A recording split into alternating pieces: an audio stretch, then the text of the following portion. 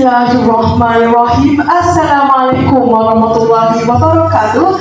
Salam sejahtera saya ucapkan kepada Tuan Pengerusi, barisan Panel Hakim yang sangat dimudi dada, seterusnya hadirin dan hadirat yang dirahmati Allah sekalian.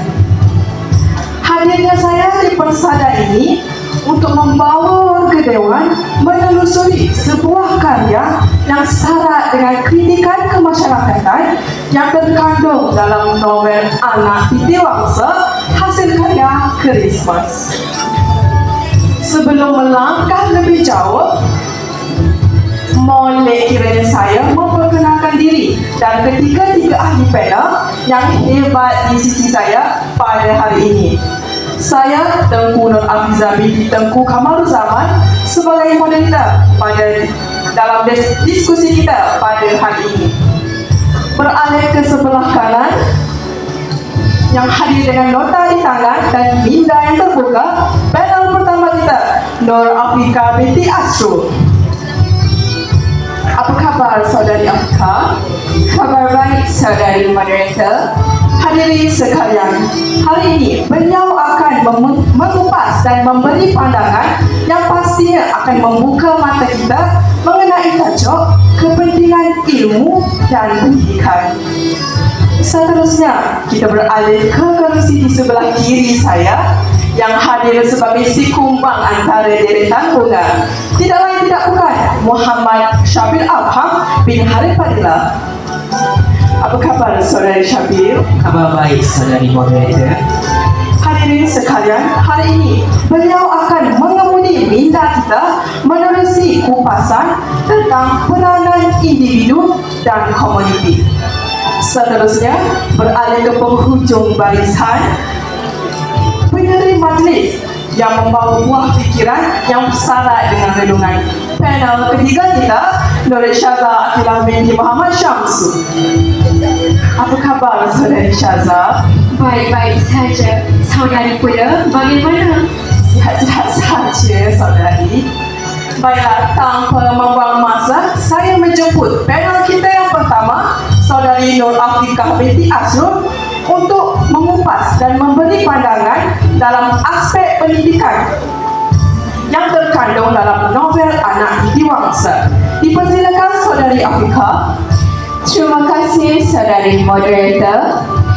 Terdapat hadirin sekalian, terdapat banyak karya fiksyen rekaan remaja tempatan sekarang. Namun, novel Anak Titi Wangsa karya Christmas ini amat berbeza. Novel ini syarat dengan pelbagai ikhtibar masyarakat, terutamanya mengenai ilmu dan pendidikan.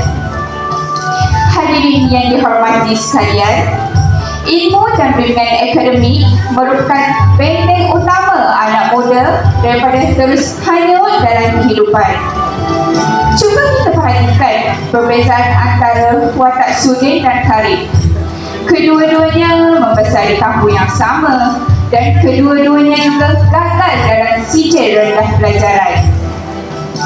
Pada pendapat saudari Syaza, apakah punca dalam hidup seseorang boleh berbeza?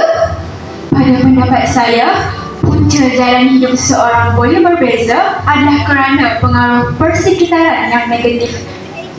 Kerana apabila pengaruh persekitaran individu bersifat positif, maka masa depan individu akan lebih terjamin. Benar sekali saudari Syaza. Jika kita teliti dalam novel ini, Sudin dibawa ke Kuala Lumpur oleh bapa saudaranya, Encik Samad.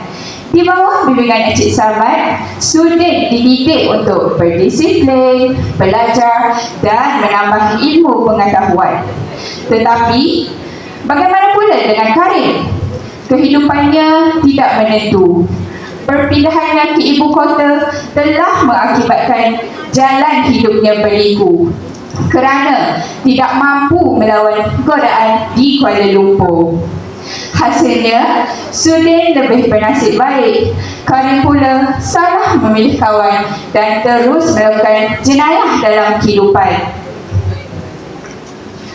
Hadirin yang dihormati sekalian, Marilah kita kaitkan situasi ini dengan zaman sekarang. Pada masa ini, kita dapat melihat ramai anak muda tercicir dalam pelajaran. Mereka memilih untuk tidak meneruskan pengajian kerana terpengaruh dengan pemikiran bahawa tanpa ilmu pun seseorang boleh menjadi kaya. Walhal, tanpa ilmu dan disiplin diri yang kuat, seseorang tidak mampu menjalani ujian hidup.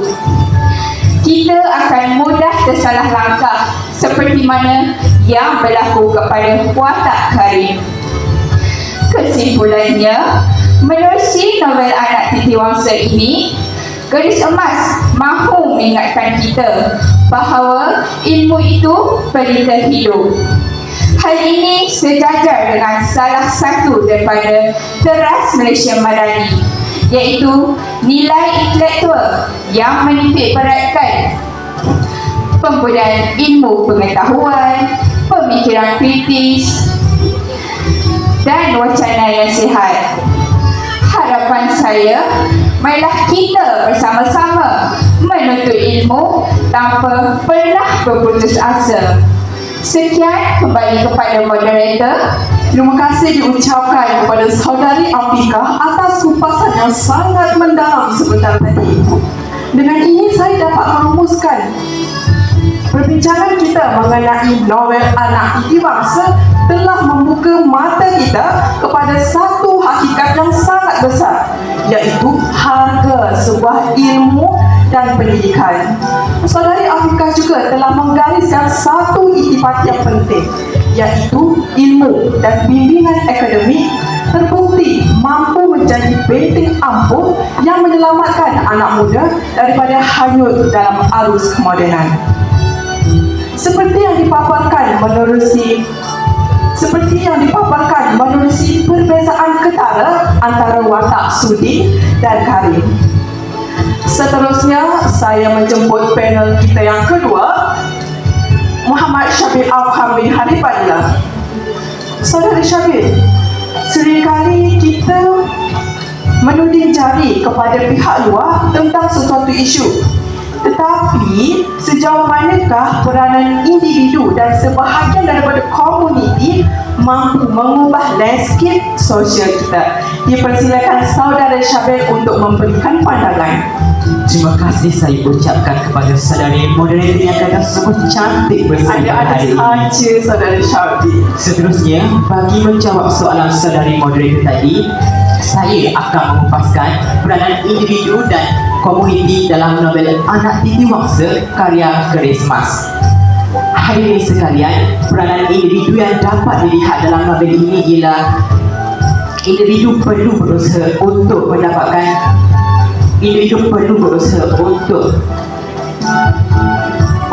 mengubah dan memperbaiki kehidupan diri melalui pendidikan, usaha serta sikap bertanggungjawab. Hal ini penting kerana perubahan dalam diri seseorang tidak akan berlaku sekiranya kita tidak berusaha untuk merubah. Perkara ini dapat dilihat melalui watak Sudin yang mengalami perubahan dalam hidupnya selepas berada di Kuala Lumpur. Pada awalnya, Sudin masih mempunyai pemikiran tidak matang dan kurang memahami kepentingan pendidikan. Namun begitu, melalui pengalaman dan bimbingan yang diberikan oleh Pak Cik Samad kepadanya, Sudin mula memahami kepentingan pendidikan dan berusaha untuk membentuk masa depannya.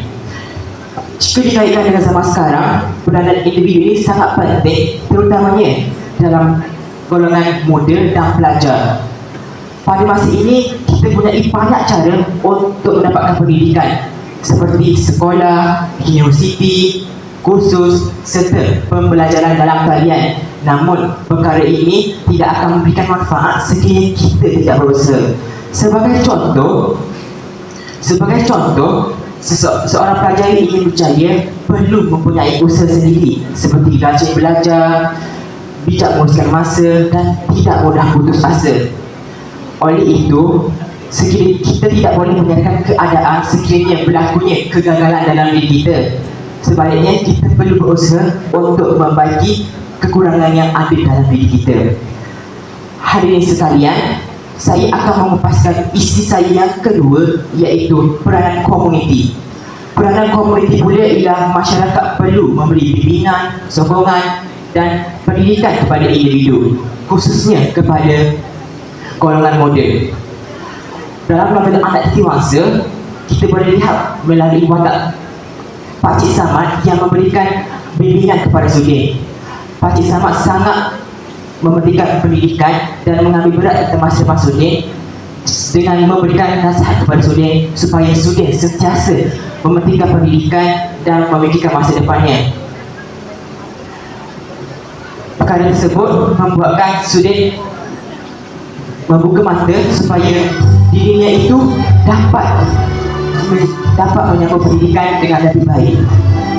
Oleh itu, apa yang dapat dilihat dalam watak Pakcik Samad ini, seseorang yang mempunyai pengalaman dalam komuniti perlulah mempunyai tanggungjawab memberikan bimbingan kepada golongan muda, manakala golongan muda pula perlu memerlukan sokongan dan nasihat supaya dapat membuat keputusan yang tepat dalam kehidupan.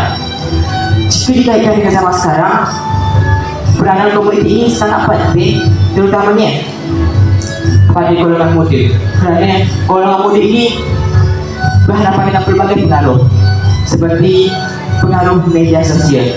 Saudari, apakah contoh media sosial, aplikasi media sosial yang menyebabkan yang boleh mempengaruhi seseorang pada masa ini? Seperti Instagram. Bagaimana pula dengan saudara Syazah? Bagi saya TikTok. Benar sekali, semua yang disebutkan tadi merupakan aplikasi-aplikasi media sosial. Oleh itu, ibu bapa, guru, rakan-rakan dan masyarakat perlu memainkan peranan untuk memberikan sokongan dan bimbingan kepada golongan muda. Kesimpulannya, lembaga anak dewasa ini memperlihatkan bahawa individu dan komuniti mempunyai peranan yang saling berkait rapat. Oleh itu,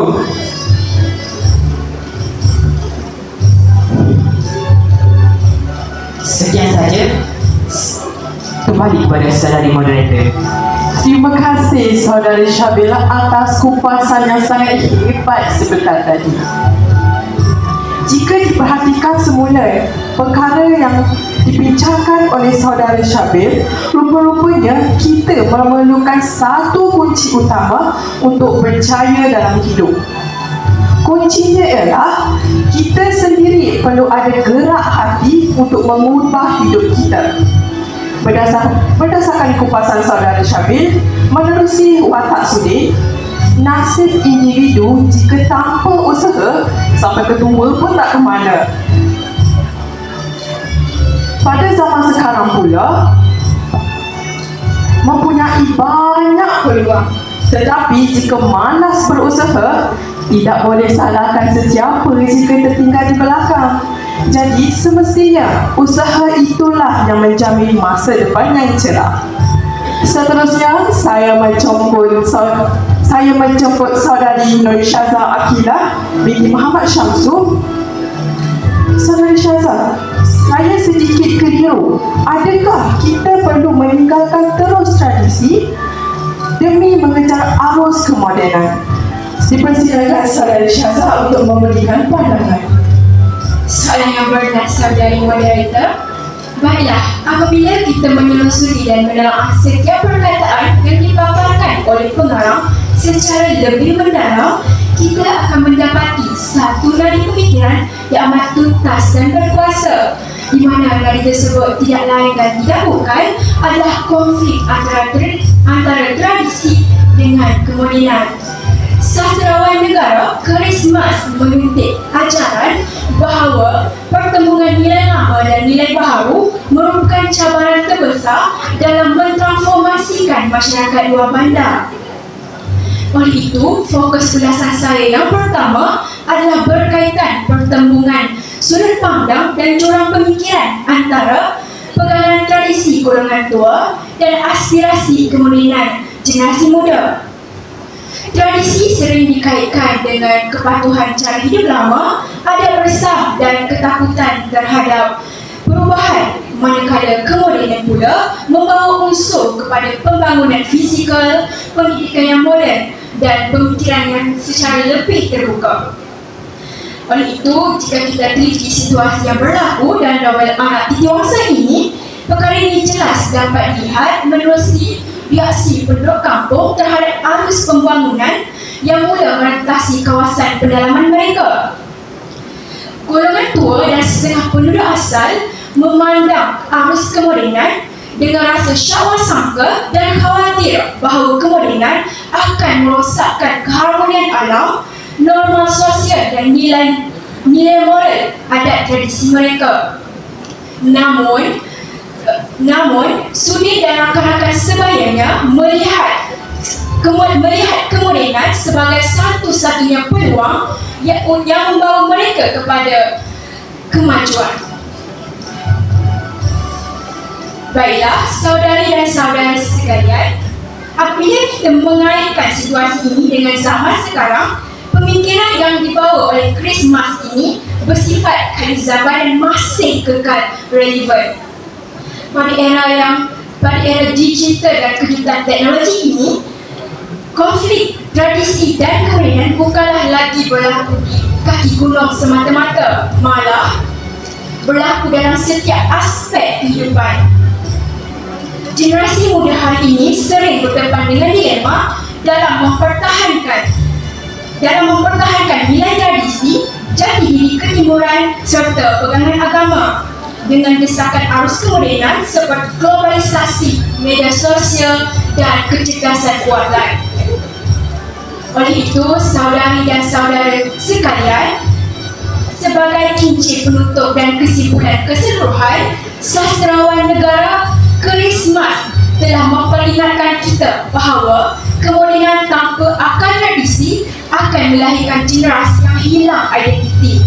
Manakala tradisi tanpa kemodenan akan menyebabkan masyarakat ketinggalan dengan arus zaman. Setakat itu saja dalam ahlian kupasan yang mendalam daripada saya. Kembali kepada saudari moderator. Terima kasih Saudari Syaza atas kupasan yang sangat membuka minda.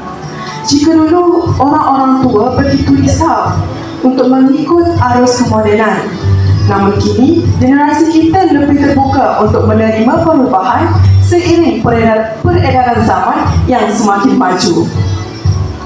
Hadirin sekalian, nampaknya perbicaraan kita telah pun sampai ke penghujungnya. Segala yang baik itu datang daripada Allah Subhanahu Wa Taala dan yang kurang itu datang daripada kami sendiri. Sekian siasah yang baik kita julang, pesanan yang membina kita pegang. Wabillahi taufiq wal hidayah. Assalamualaikum warahmatullahi wabarakatuh. Waalaikumsalam warahmatullahi wabarakatuh. Anak Titiwangsa. Dalam tu kita akan jumpa dua watak yang berkaitan watak. Pertama, Sudim dan Tarik. Baik, soalan cikgu. Setelah kita mengupas segala perkara yang ada hubungan dengan kemanusiaan dan sebagainya itu, soalannya, adakah Karim gagal menjadi manusia atau sebenarnya masyarakat yang gagal menjadi masyarakat? Rujuk kepada cerita dalam novel ini. Baik, diulang.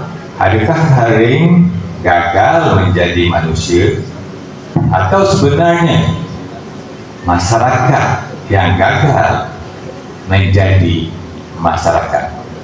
Silakan.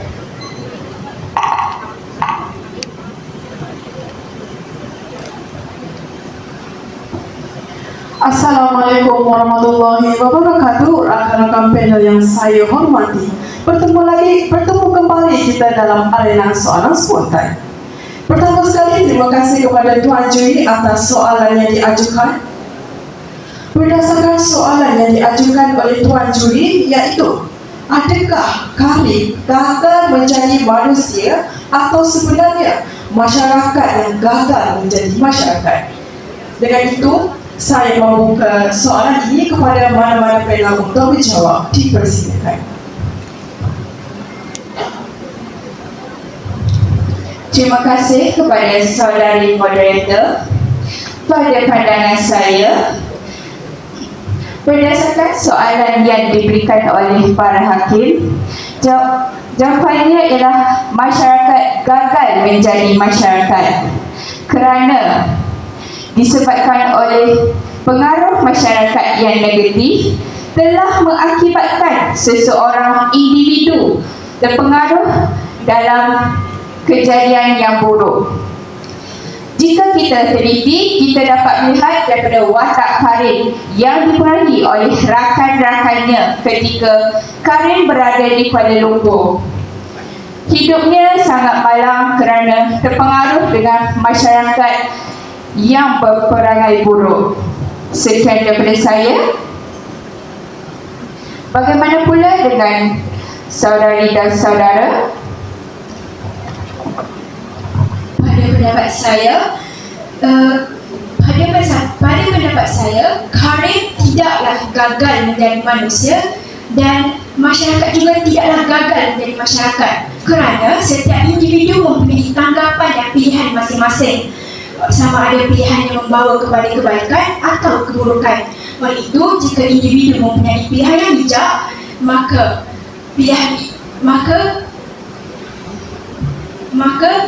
jalan yang dipilih adalah benar sekali. Oleh itu, tegaslah bahawa bersefikiran merupakan satu perkara yang penting dalam kehidupan.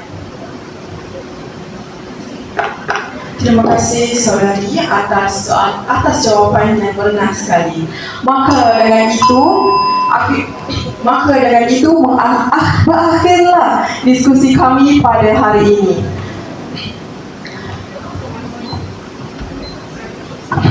Saya Tengku Nur Afizah binti Tengku Kamal Zaman. Saya Nur Afiqah binti Asrul. Saya Muhammad Syafiq Afham bin Harith Fadilah. Saya Nur Syazah Akilah binti Muhammad Syamsul. Mengakhiri diskusi ini dengan lafaz wabillahi taufiq wal hidayah. Wassalamualaikum warahmatullahi wabarakatuh. Pihak majlis